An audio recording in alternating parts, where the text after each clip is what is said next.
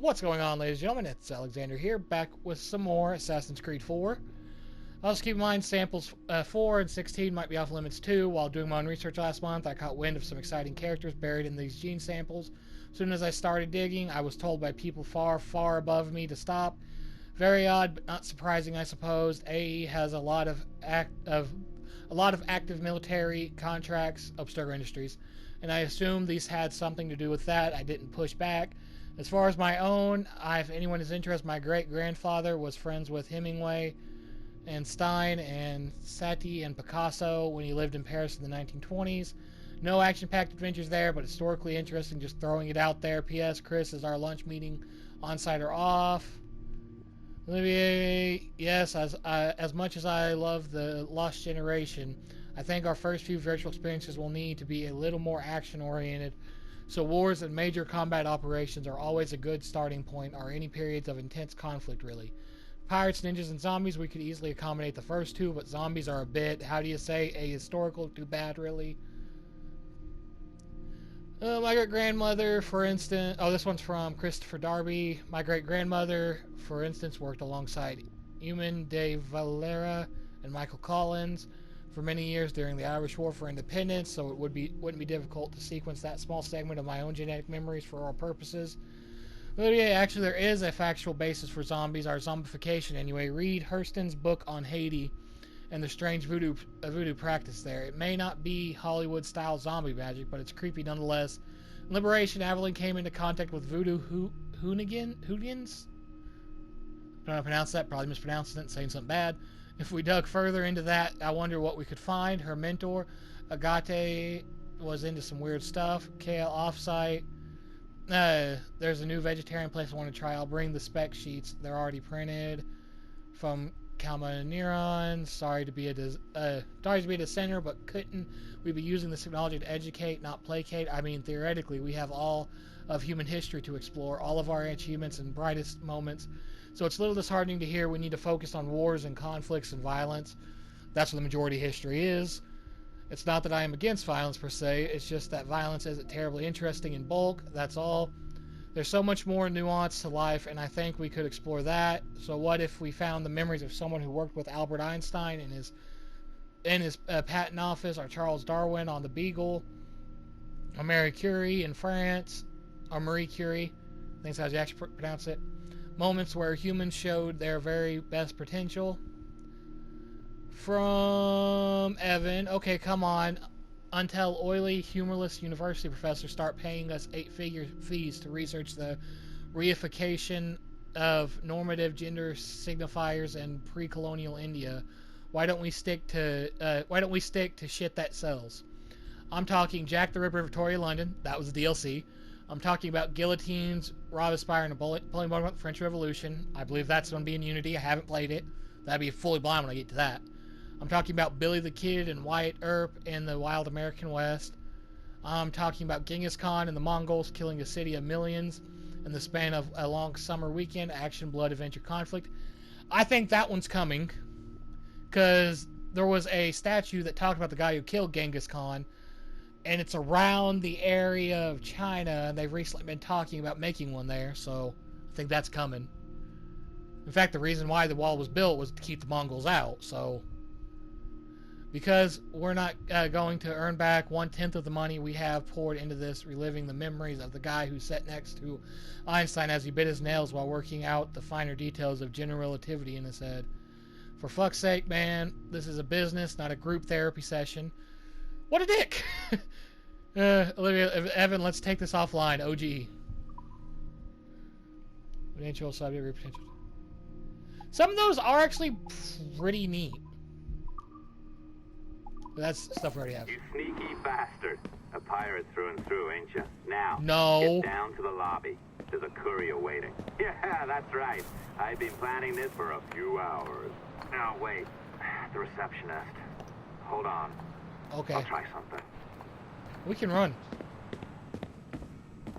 Notice that we're like this, then boom.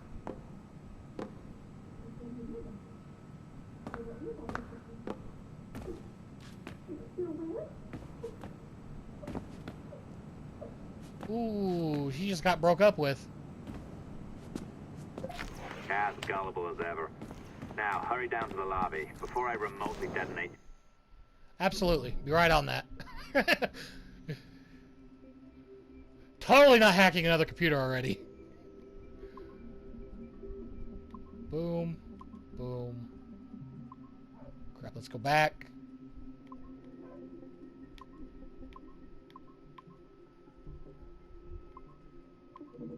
Crap. There was doom there anyway, couldn't go back. Wow, I'm bad at this.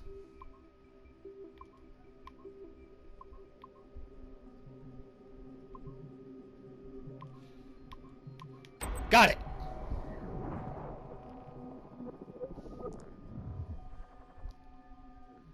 Extended security. Successful. Let's see what's on this laptop, this thing here. Ooh, Black Fly. This is the cover art, right? Olivia Bowden. Chapter 3. She was in the old Shillag, a tavern halfway between Hatherton and Bristol. Is this fan fiction? A regular haunt of mine, and sometimes in the summer when mother and father toiled over the sharing at home, when I'd have to make more regular trips into town than several times a day. I admit I hadn't taken much notice of her at first, this is fan fiction, which is unusual for me because I like to pride myself on knowing the exact location of any pretty woman thereabouts. Besides the whatever, it wasn't exactly the sort of place you'd expect to find a pretty woman. A woman, yes, a certain type of woman. No, but this girl, I could see wasn't like that. She was young, about my age, and she wore a white linen coif and a smock. Looked to me like a domestic. What made... Oh, God, this is long. Is this backstory? I think this is backstory to Edward, actually. Is this either fan fiction or backstory to Edward? Because this could be from Edward's perspective.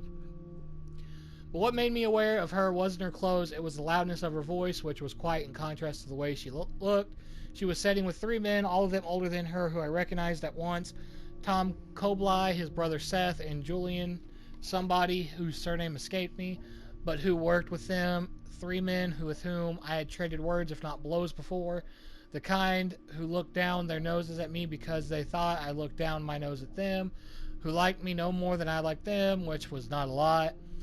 They were set forward on their stools and watching this young girl with leering, wolfish eyes that betrayed a darker purpose, even though they were all smiles, banging on the table, encouraging her as she drank dry a flagon of ale. No, she did not look like one of the women who usually frequented the tavern, but it seemed that she was determined to act like one of them.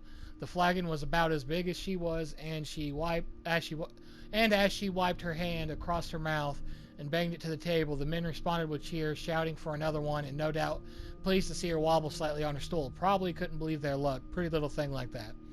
I watched as they let the girl drink yet more ale, with the same tumult accompanying her success. And then as she did the same as before and wiped her hand across her mouth, but with an even more pronounced wobble this time, a look passed between them. A look that seemed to say the job is done. Tom and Julian stood, and they began in their words to escort her to the door because you've had too much to drink, my lovely. Let's get you home, shall we? To bed, smirked Seth, thinking he was saying it under his breath, even though the whole tavern heard him. Let's be getting you to bed.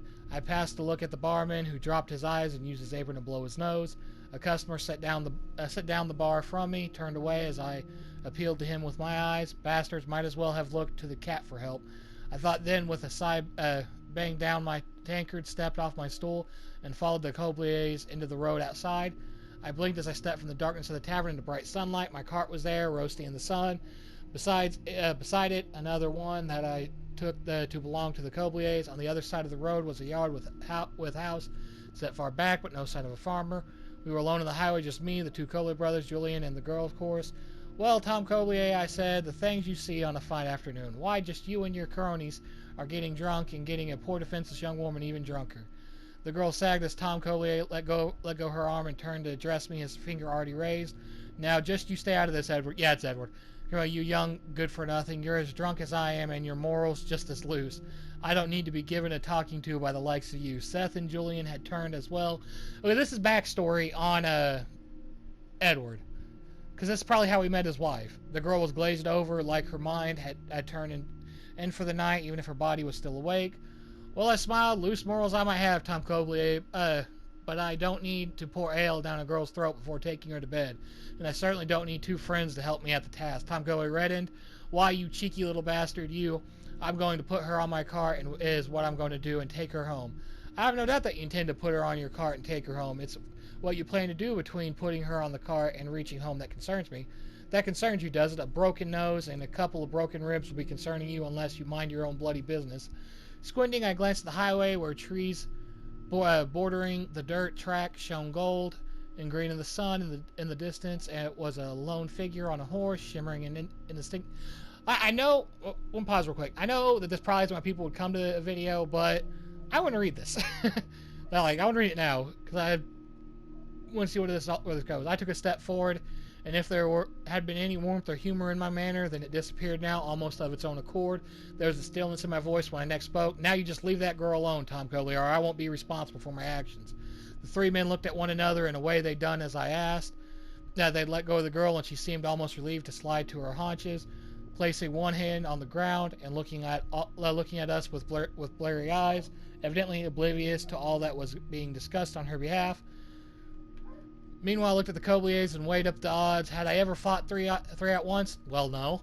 Because if you were fighting 3 at once, then you weren't so much fighting, you were getting beaten up. But come on, Edward Kenway, I told myself. Yes, on the one hand, it was 3 men, but one of them was Tom Coblier, who was no spring chicken, about my father's age. Another one was Seth Coblier, who was Tom Coblier's son. And if you can imagine the kind of person who would help his father get a young girl drunk, well, then you can imagine that sort of person Seth Coblier was. Which was to say a maggoty, underhanded type, more likely to run away from a fight with wet breeches than stand his ground, and what's more, they were drunk. On the other hand, I was drunk too, plus they had Julian, who, going on looks alone, which is all I had, could handle himself. But I had another deal. That lone rider I could see in the distance, if I could just hold off the Cobliers till he arrived, the odds were likely to shift back in my favor. After all, if he was of good character, the lone rider was bound to stop and help me out. Well, Tom Coblier, I said, you got the advantage over me. That's obvious for anyone to see. But, you know, I just wouldn't be able to look my mother in the eye knowing I'd let you and your cronies abduct this pretty young thing.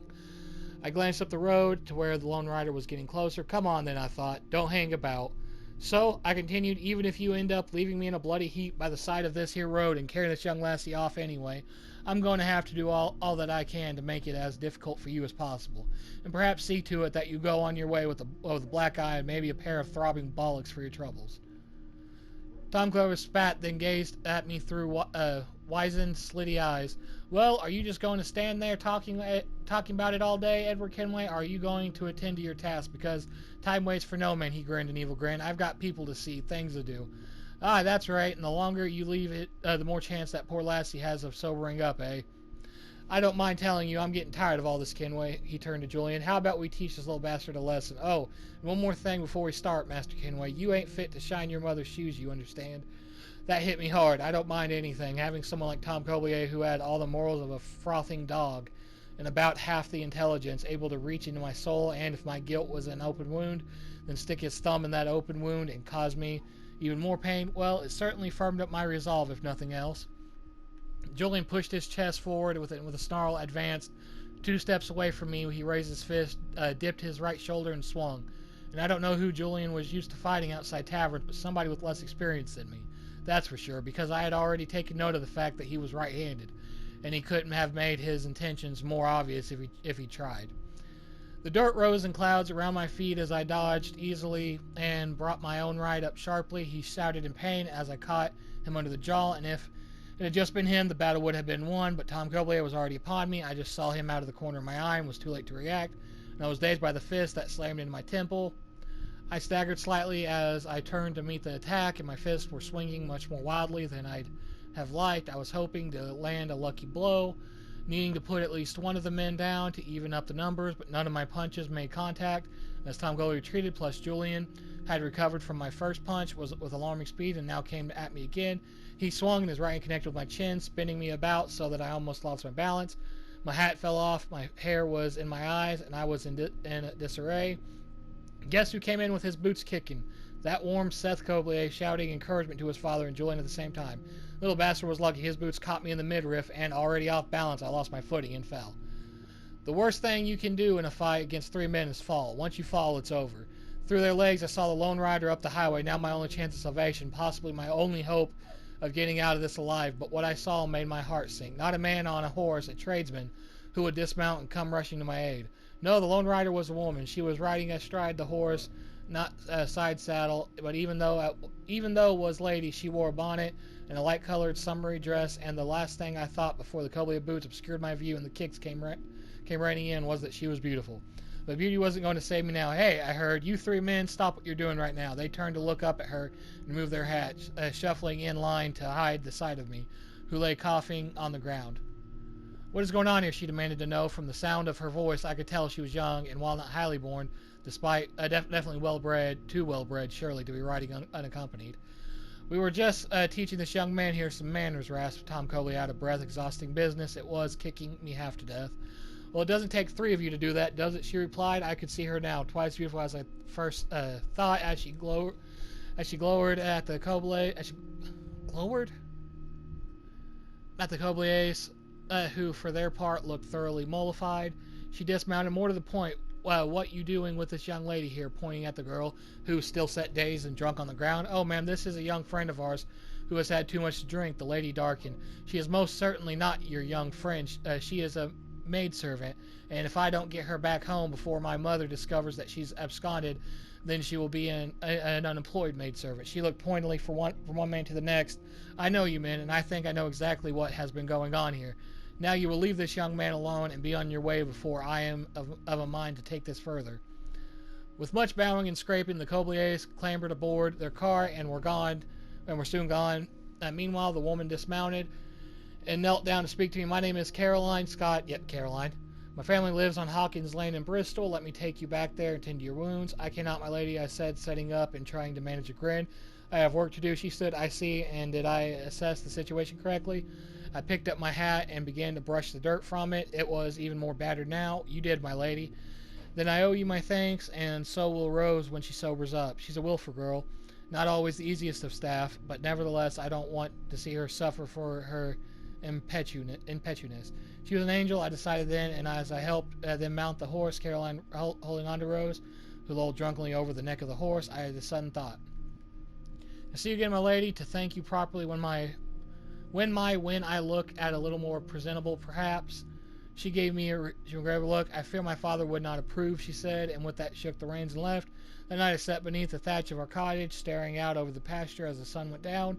Usually my thoughts would concern either the possibility of escape or wrestling with the inevitability of my future. That night I thought of Caroline Scott of Hawkins Lane. Huh. Neat. Alright, now we'll go down. Don't even think about ratting me out. My tracks are covered. Yours ain't. I wouldn't think of it. I wouldn't think of such a thing, dude. We're on the same side here. Plus, you're giving me this access. Why would you rat out a guy that's giving you a lot of access to open up shit that you probably shouldn't be opening up? And we'll definitely be opening up more.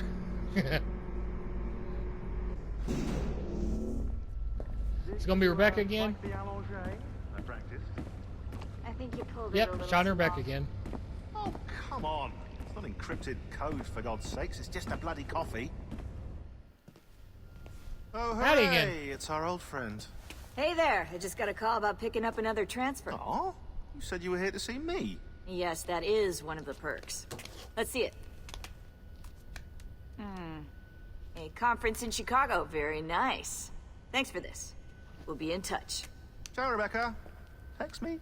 Stuff it, Hastings. All right.